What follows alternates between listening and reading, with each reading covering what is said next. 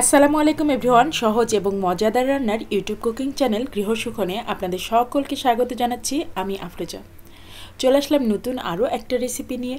আমার আজকের recipe vanilla flower cake. আর এই কেকটা এত টেস্টি হয় আর খুব সহজে এই কেকটা আপনারা ডেকোরেট করতে পারবেন।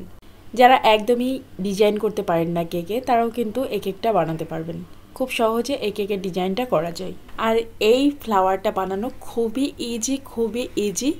আর সবচেয়ে বড় কথা, এই কেকটা বানানোই খুবই ইজি।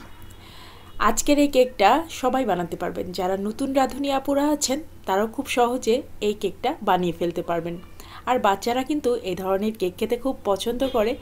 আর দেখবেন বাচ্চারা অনেক খুশিও হয়ে যাবে। আর এখন যেহেতু সব বাচ্চাদের পরীক্ষা শেষ হয়ে গেছে, বার্ষিক পরীক্ষা, তাই এরকম একটা কেক বানিয়ে দিতেই পারেন। তো আজকের কেকটা বানানো শুরু করি, চলেন। এখানে আমি 8টা ডিম নিয়েছি, কারণ আমি আজকে বেশ কয়েকটা কেক বানাবো। আপনারা যদি একটা কেক বানাতে চান তাহলে 4টা ডিম নিলে যথেষ্ট।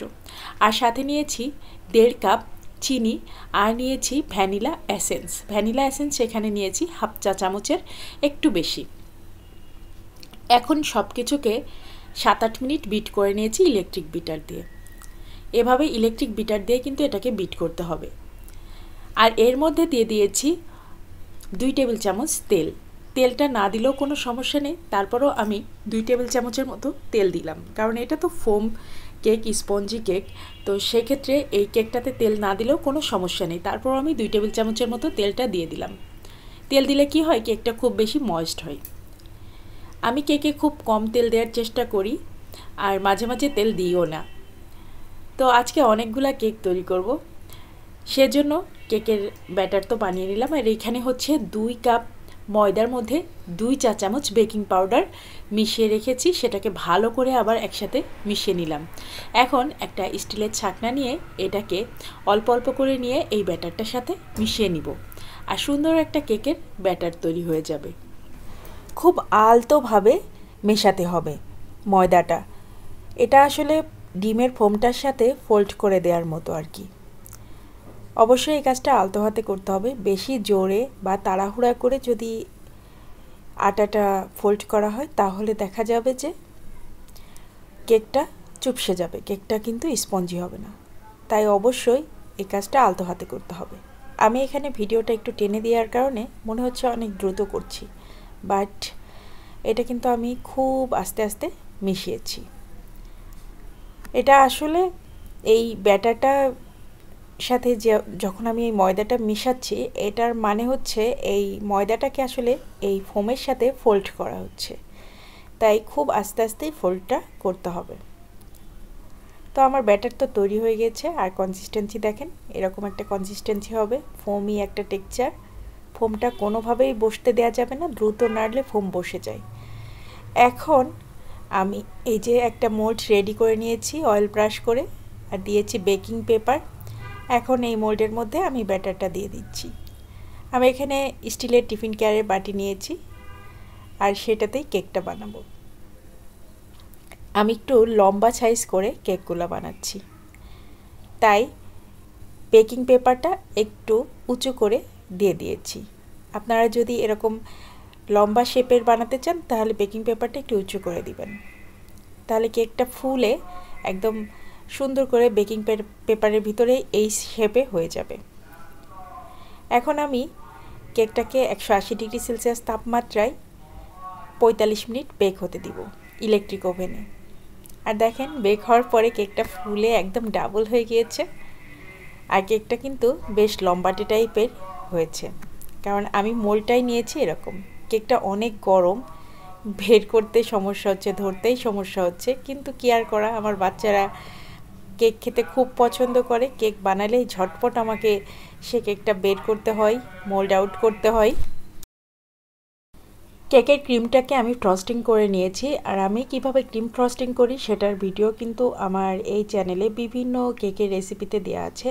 আর আজকে সেজন্য আমি আর ক্রিম ফ্রস্টিং আপনাদের সাথে দেখালাম না। আর আজকের কেকটা আমি ভিতরে কোনো ধরনের ক্রিম দিব না, আমার আসলে কেকে ক্রিম খেতে খুব একটা বেশি ভালো লাগে না, বাট বাচ্চারা পছন্দ করে যার কারণে কেকের উপরে ক্রিম দিয়ে একটা ফ্লাওয়ার বানিয়ে দিয়েছি, এই আর কি। তো এখন কেকের উপরে যে ক্রিম দিয়ে ফ্লাওয়ার বানাবো এর জন্য উপরটাতে একটু আমার হচ্ছে ক্রিম দিয়ে নিতে হবে প্রথমে, তারপরে ফ্লাওয়ারটা বানাতে হবে। ফ্লাওয়ারটা কিভাবে বানাচ্ছি দেখেন, একটু ক্রিম দিয়ে নিয়েছি আর এরপরে এই চারপাশ দিয়ে একটু উঁচু করে একটা বর্ডার দিয়ে নিচ্ছি। তো আজকে আমি যে নজেলটা নিয়েছি সেটা হচ্ছে টিউলিপ নজেল। এই টিউলিপ নজেলটা আপনারা যে কোনো প্রকারের দোকানে গেলেই পেয়ে যাবেন। এটা দিয়ে কিন্তু টিউলিপ ফুলগুলো বানানো যায়, বাট আমি আজকে টিউলিপ ফুল না বানিয়ে এমনি একটা বড় সাইজের ফুল বানিয়ে ফেলেছি। তো এরকমভাবে একটা শেপ দিয়ে নিলাম। আর এখন ইচ্ছা মতো পাপড়িগুলা দিয়ে নেবেন। পাপড়িগুলো সব যে সেম সাইজের হতে হবে তা কিন্তু না, আপনারা ছোট বড় যে কোনো রকম পাপড়ি দিতে পারেন, মোটামুটি চেষ্টা করবেন মানে একই সাইজের দেওয়ার। তো এভাবে করে দিতে দিতে দেখবেন সুন্দর একটা ফ্লাওয়ার হয়ে গিয়েছে। মাঝে মাঝে পাপড়িগুলো একটু ছিঁড়েও যায়, এতে করে দুশ্চিন্তার কিছু নেই, এটাও দেখতে ভালো লাগবে, খারাপ লাগবে না। তো কেকটা বানানো হয়ে যাওয়ার পরে কিন্তু যথেষ্টই সুন্দর লেগেছে, আর আমার বাচ্চারা বেশ পছন্দ করেছিল আর বেশ পছন্দ করেই খেয়েছে। কেকের ক্রিম ফ্রস্টিংয়ের জন্য আমি যে ক্রিমটা ইউজ করি সেটা হচ্ছে হুইপিং ক্রিম, ভিভো হুইপিং ক্রিমটা। একটা একটা করে লেয়ার এভাবে করে দিয়ে যেতে হবে, মানে একটা সিরিয়াল শেষ হবে, এরপরে আর একটা পাপড়ির সিরিয়াল আসবে, এরকমভাবে। আমার অবশ্য 2টা লেয়ার কমপ্লিট হয়েছে, এখন 3 নাম্বার লেয়ার, মোট 4-5টা লেয়ার যাবে এই কেকটাতে পাপড়ির, কারণ কেকটা তো যথেষ্ট বড়। এটা হচ্ছে প্রায় 3 পাউন্ডের কাছাকাছি কেকটা, কারণ কেকটা হচ্ছে বেশ লম্বাটে টাইপের বানিয়েছি, যার কারণে কেকটার ওয়েটও 3 পাউন্ডের কাছাকাছি। তো এই তো আমার ফুল বানানো কিন্তু প্রায় কমপ্লিট। এখন হচ্ছে মাঝখানে আমি একটু চকলেটের গুঁড়া দিয়ে দিব, তাহলে কিন্তু আমার এই ফ্লাওয়ারটা কমপ্লিট হয়ে যাবে। আর দেখেন কতটা সুন্দর লাগছে একেবারে শেষের দিকে, একদম রিয়াল একটা ফুলের মতো হয়ে গেল, তাই না? সুন্দর একটা ফুল হয়ে গেল। তো এরকম কিন্তু আপনারা খুব সহজেই এই কেকটা বানিয়ে ফেলতে পারেন। আর একেবারে নিচের দিকে একটু পাপড়ি দিয়ে বর্ডার দিয়ে দিলাম। এই তো হয়ে গেল আমার একটা কেক বানানো। আর মাঝখানে একটু চকলেট পাউডার দিয়ে দিলাম, ব্যাস।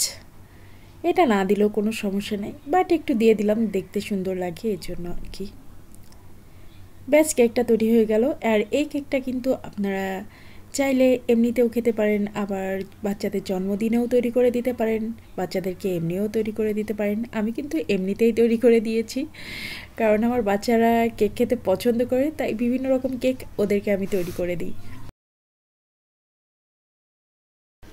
আজকের ভিডিওটা আপনার কেমন লাগলো অবশ্যই আমাকে কমেন্ট করে জানাবেন।